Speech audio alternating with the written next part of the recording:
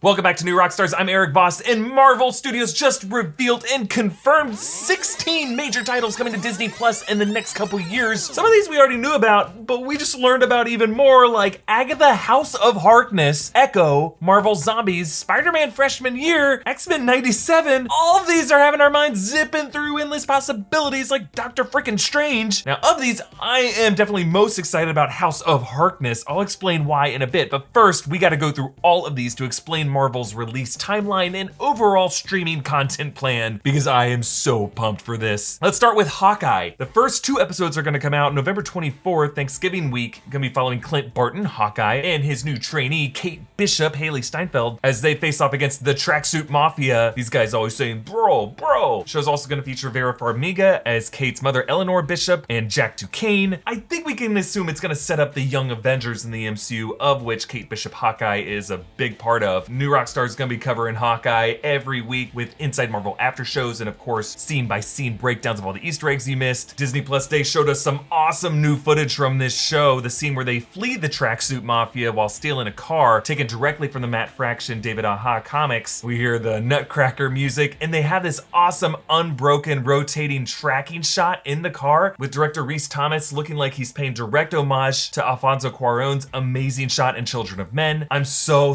excited to see this series. But moving on to the big headline from today, Moon Knight coming soon, hopefully early 2022, starring Oscar Isaac as Mark Spector, who gets possessed by the Egyptian moon deity of Khonshu, giving him supernatural abilities connected to the lunar cycle, but all depicted in the form of dissociative identity disorder. Gonna be an amazing point of view show. Oscar Isaac's gonna crush this. Ethan Hawke is gonna be playing an unknown villain in it. Gaspar Ulliel is gonna be playing Midnight Man, and I'm super excited to see how Moon Knight can connect to characters like Blade and Black Knight, Dane Whitman, in a possible Midnight Sun series that could also bring in characters like Ghost Rider and Mephisto into the MCU, potentially link up with Agatha Harkness in House of Harkness. Then of course there's She-Hulk, starring Tatiana Maslany as Jennifer Walters, pro-attorney and cousin of Bruce Banner, who somehow is gonna get powered up into She-Hulk, who is an amazing character in Marvel Comics, member of the Fantastic Four, associate of the Avengers. Mark Ruffalo is gonna return in the series both in his Smart Hulk form and in his human form that we saw in the Shang-Chi post-credit scene. However, he reverted back to human form. Probably shows that he has mastery over when he transforms into Hulk, which is how he's gonna help his cousin Jennifer power up into this form. But in the Marvel Comics, She-Hulk tends to stay in her green form throughout her normal life. It's gonna be a 10-episode legal comedy, and Tim Roth as Abomination is gonna return in this show. We saw him in Shang-Chi as well, making me think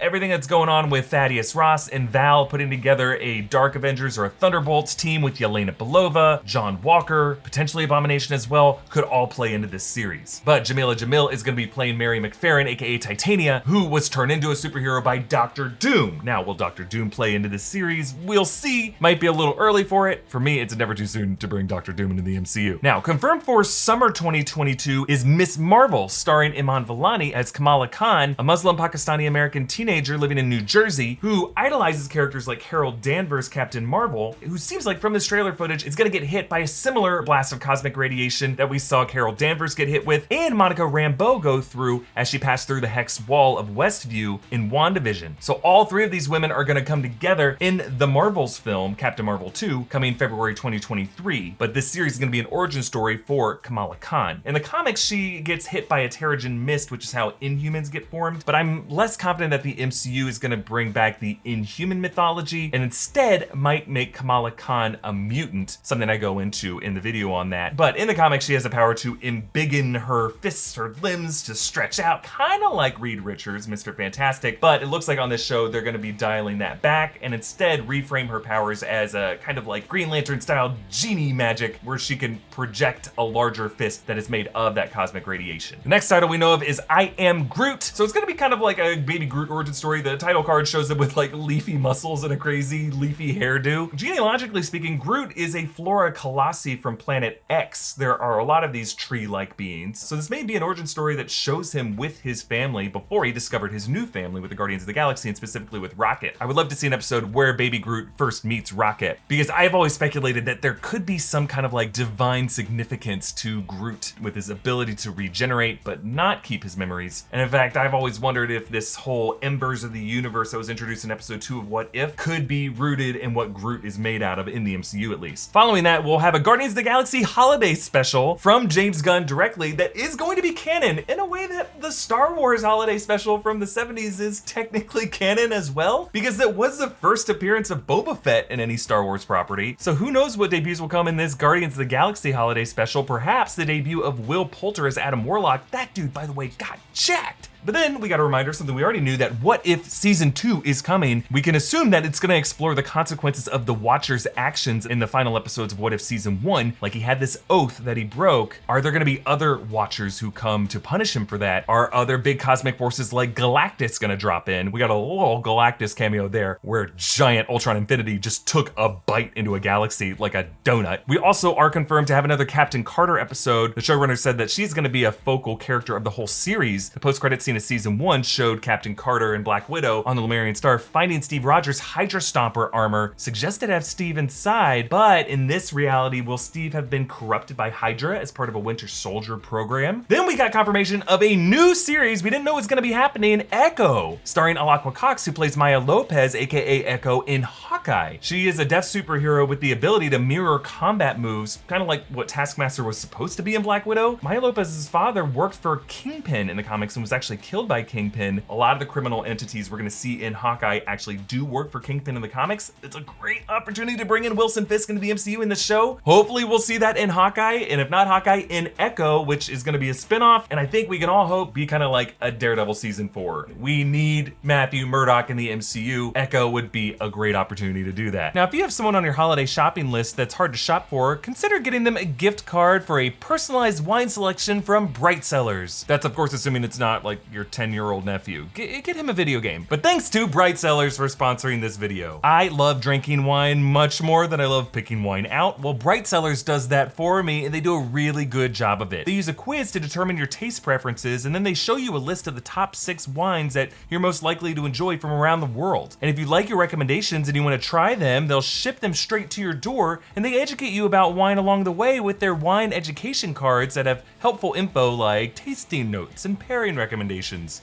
Check it out. So here's the box I got this month. Oh baby. Ooh, check it out. So I've gotten this one before. This is the Folk and Fable. It's a red Zinfandel. Already jammy and spicy, the Zinfandel spends 3 months aging in bourbon barrels, adding even more to those qualities with notes of stewed fruits, toasted caramel, and vanilla. I like all those things.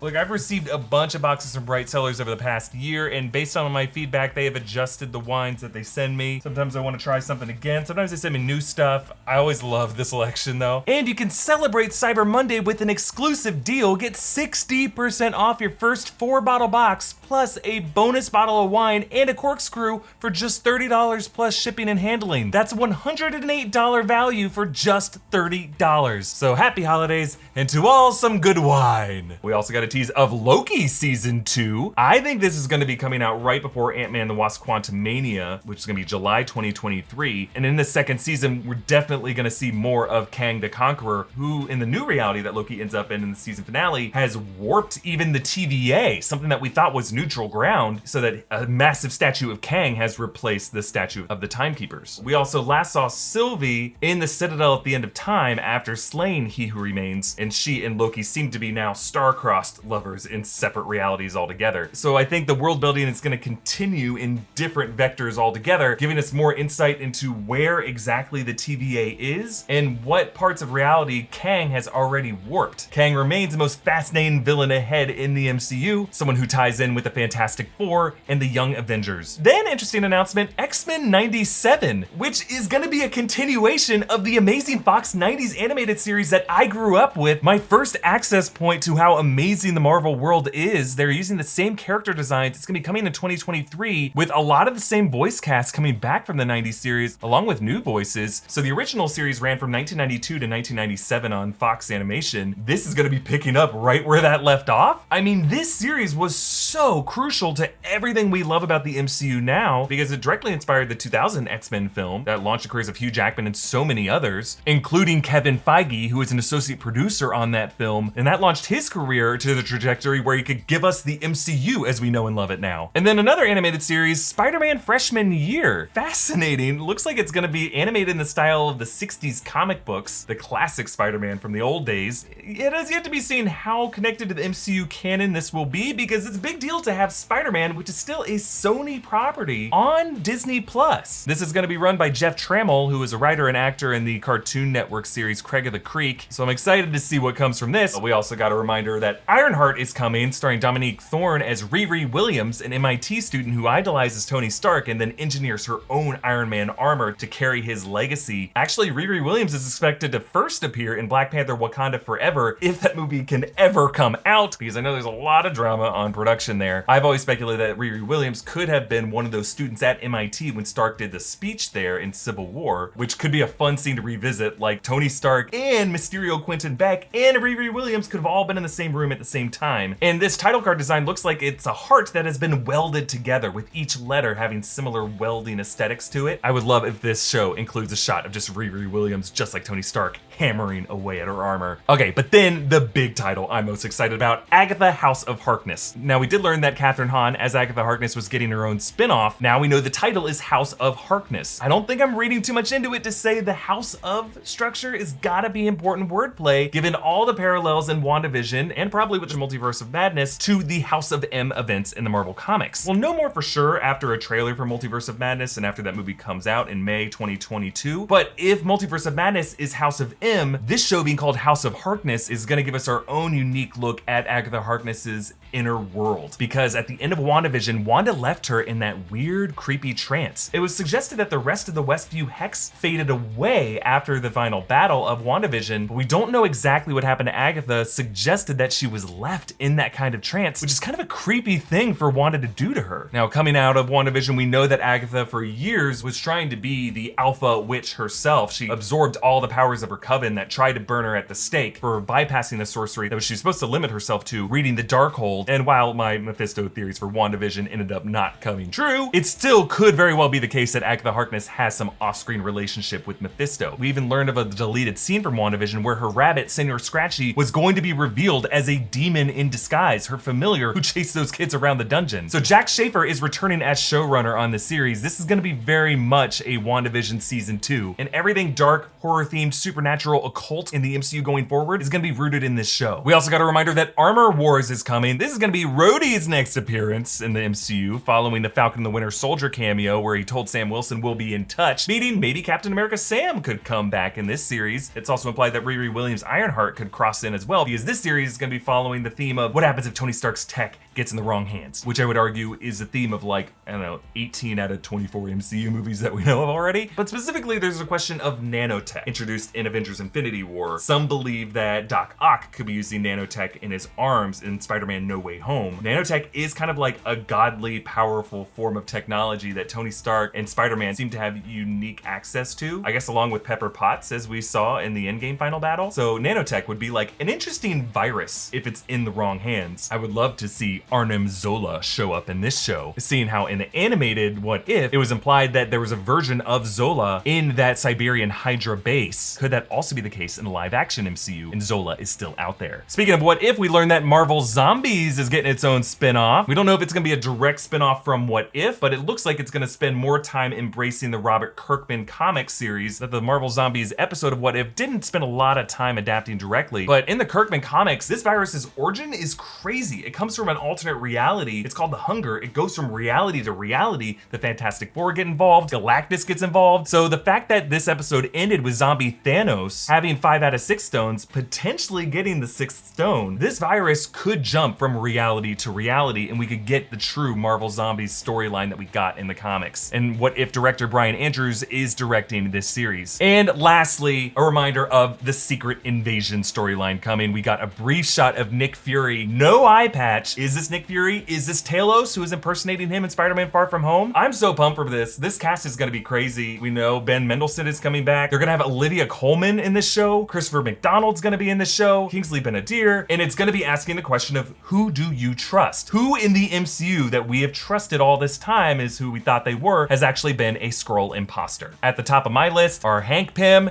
and Karun from Eternals. But I'll be making plenty of future Skrull search videos in the days, weeks, and months, and maybe years ahead. So there you go, 16 new titles coming to Disney Plus. Hopefully all these will come out by the end of 2023 because I need my weekly Marvel content to keep me a happy boy. Let me know what title you're most excited about, and you can support this channel by checking out our merch options at newrockstarsmerch.com. Follow me at EA Voss, follow New Rockstars, subscribe to New Rockstars for breakdowns of all this stuff. We got a lot to break down in the next 2 years, and I can't wait to join you guys to watch all of it. Thanks for watching this. See you next time. Bye.